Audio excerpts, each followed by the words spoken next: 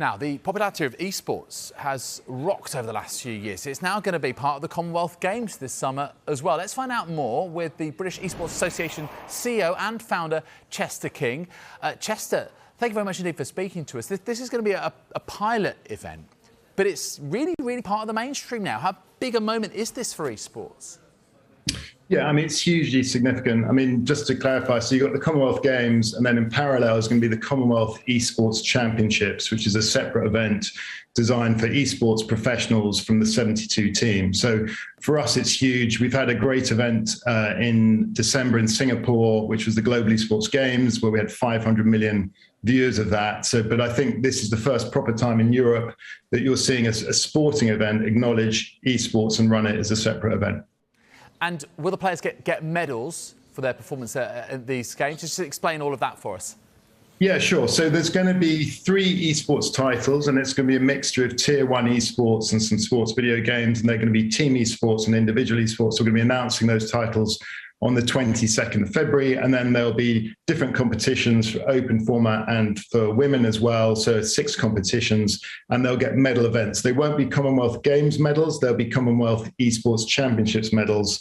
And this is a partnership between the Commonwealth Games Federation and the Global Esports Federation, of which the British Esports Association is the UK representative of that. But I mean, even just with the name alignment, if you like, it's a stepping stone, isn't it? I mean, surely this must breed confidence that esports could become part of the full programme by the time the next Commonwealth Games roll around in 2026. Yeah, so I sit on the IOC's Esports and Gaming Liaison Group, and they're about choosing virtual sports or video games that promote the values of sports. I think what's really exciting about this is that they've chosen or will be choosing games that are kind of more traditional esports. If you take what's happening in China at the Asian Games in September, they've actually included 8 esports tournaments as part of the main games and merged. Yeah, I'm slightly a traditionalist. I quite like the fact that you've got traditional sports tournaments and an esports tournament, because you've got different demographics kind of watching and viewing this. Well, what would you say is the sort of current vibe and mood music around how people perceive esports? Just generally, I'm guessing that certainly amongst certain traditionalists, they might not be a fan of what they perceive as kids playing computer games to be part of mainstream sport. But how's that picture look right now in 2022? Yeah, so look, during the pandemic, we were one of the only activities as an after-school club. We have a national esports league, which is fantastic at schools and college level.